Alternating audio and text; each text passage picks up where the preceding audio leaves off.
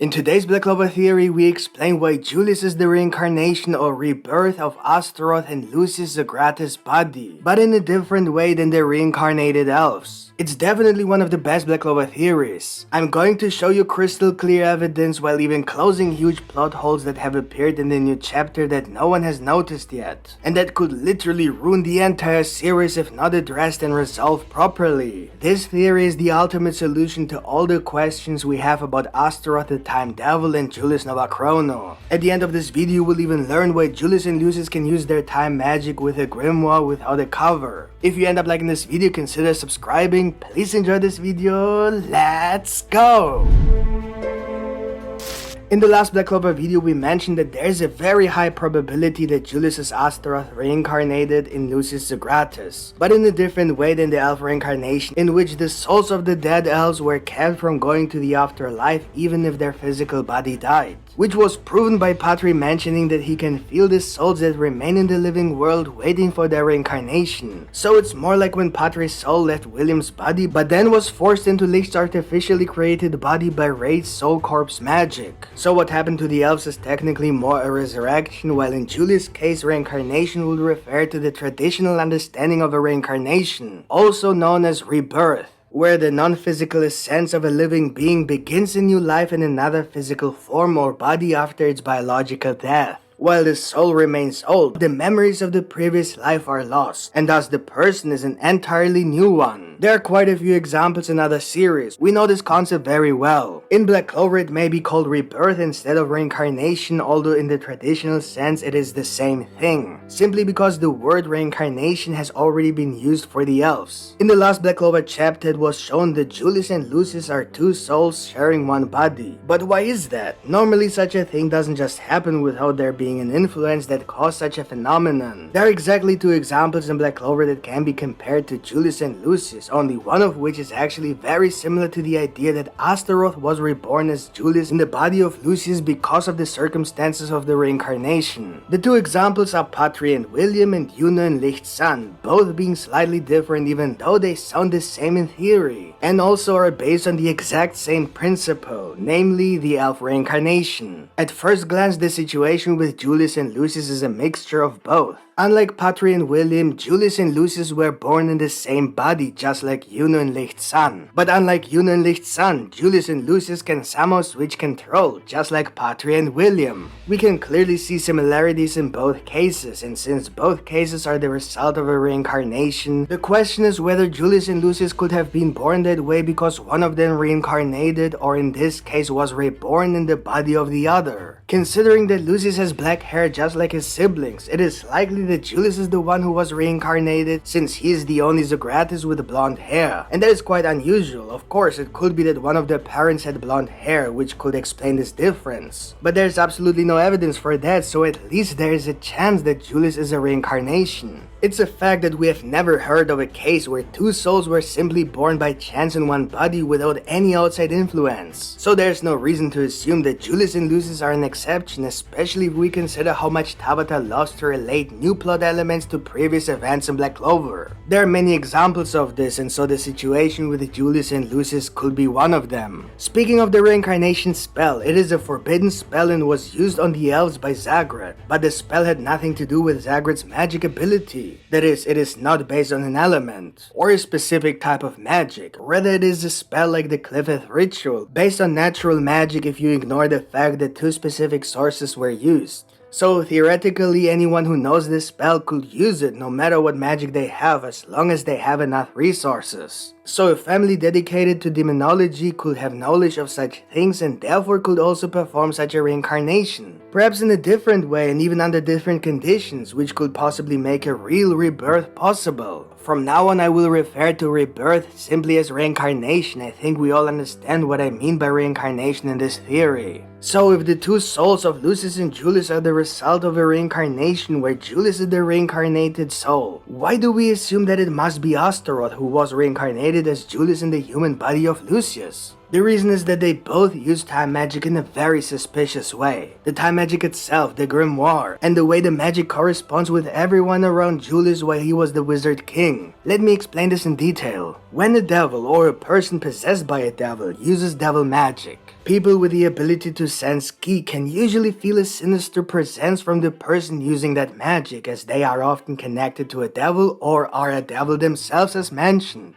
Think about Asta when he thought of Zergrit and understood that he is similar to the magic that Asta uses, as it comes from a devil, the anti-magic devil Liebe. Not only that, everyone who has mana feels something strange about the devil magic, which they call negative mana because of its sinister quality. It has been confirmed that negative mana is mana from the underworld, so any magic that comes from a devil has negative mana as its source. For example, the magic stones have a connection with the underworld, so they can be used to suck in negative mana to strengthen spells such as the Reincarnation spell, which is why people felt a kind of demonic mana coming from all reincarnated elves, because they were influenced by negative mana. So why didn't anyone notice that Julius' time magic came from a devil? Even Patry was convinced that Julius must be a human based on the magic he sensed from him. It felt like the magic of a human, although Patry couldn't trust his mind and assumed that Julius must be something else. Also, Damnatio has not been able to find Julius' devil magic in all these years, even though Julius used time magic all the time. But when Asta used his anti-magic, Damnatio's magic immediately detected the presence of a devil. So the way Julius used devil time magic so that no one would suspect that he was connected with a devil is very different from that of a normal devil or a person possessed by a devil. When Asta sensed the presence of Lucius, he immediately understood that Lucius is actually Julius, but somehow not at the same time. However, it is interesting to note that Asta was also confused about Lucius' race, as he could not understand whether Lucius was a human or a devil. This means that this confusion was not there before, so something must have changed with Julius and Lucius so that Asta suddenly sensed the presence of a devil. And in this change logically lies the indirect explanation why Julius could use time magic without anyone noticing the devil origin. The answer to the question why Lucius and Julius suddenly showed devil presence was clearly answered.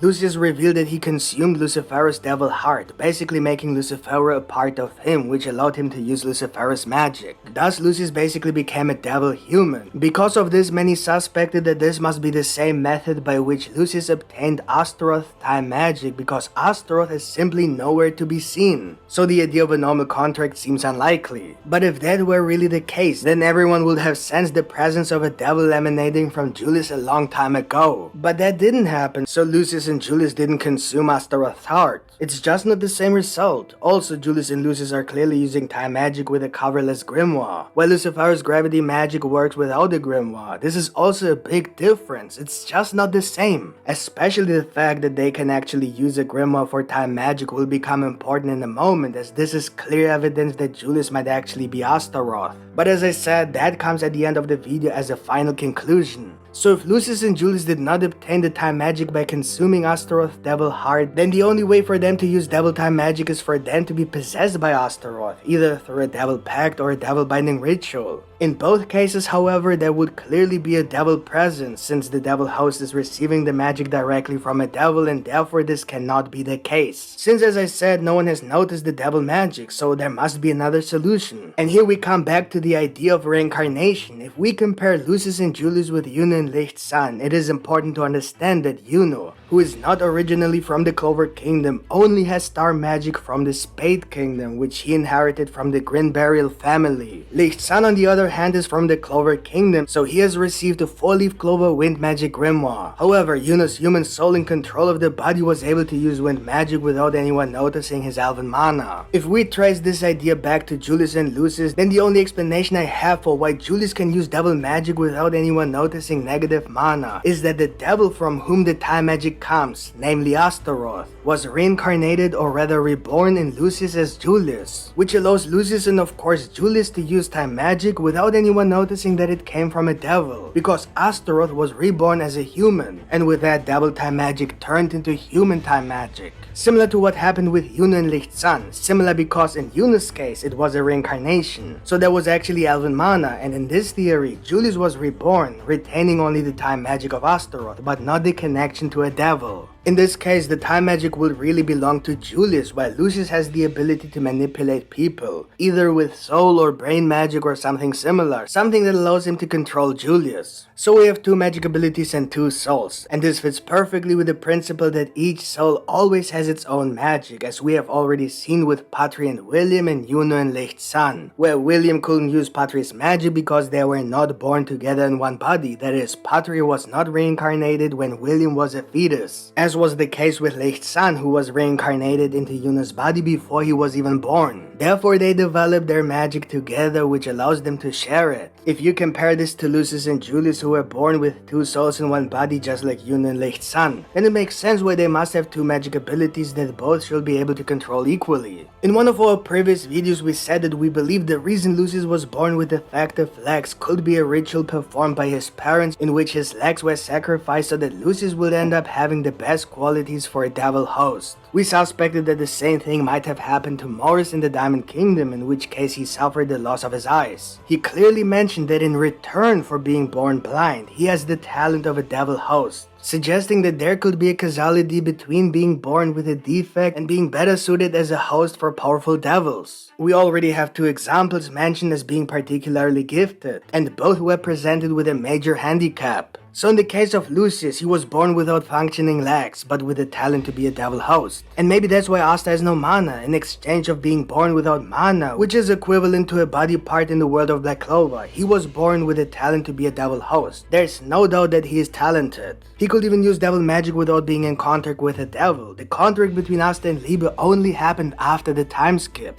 If such a ritual really took place with Lucius before he was born, then it may also have caused Julius and Lucius, who are either meant to be twins, to lose an entire body along with the ability to walk, resulting in two souls being born in one body with no functioning legs. Or it could have a connection to a reincarnation spell. Maybe Lucius' legs were the sacrifice for the spell itself. Suppose it could really be a reincarnation spell used by the Zogratis family, that is, Lucius' parents, on someone to reincarnate into the firstborn Lucius, where the sacrifice for the spell would be Lucius' legs, who would be the person reincarnated. And here we know that the Zogratis family seems to have a special interest in the time devil Astaroth, since this devil is even written down in the stone tablets. So if they somehow managed to reincarnate Astaroth into Lucius to get the time magic that way because Astaroth didn't want to enter into a contract with evil people, as described in demonology, then that would explain why Julius could have time magic as his own magic if he is the reincarnation of Astaroth. This would also explain why Julius is so different from the Zogratis siblings. He is a very good person, as Astaroth is described in demonology. Julius and Astaroth in fact have many personality traits in common. For example, the fact that both of them love to change their shape and stand up for people. They seek to end suffering due to hierarchy for both humans and devils. The similarities are truly amazing. Such a ritual could also explain why Astaroth might have left the underworld if it was a ritual that caused Astaroth's death, or rather his rebirth. Or maybe it was just a partial reincarnation where one part of Astaroth's soul was reincarnated while the other part is still alive.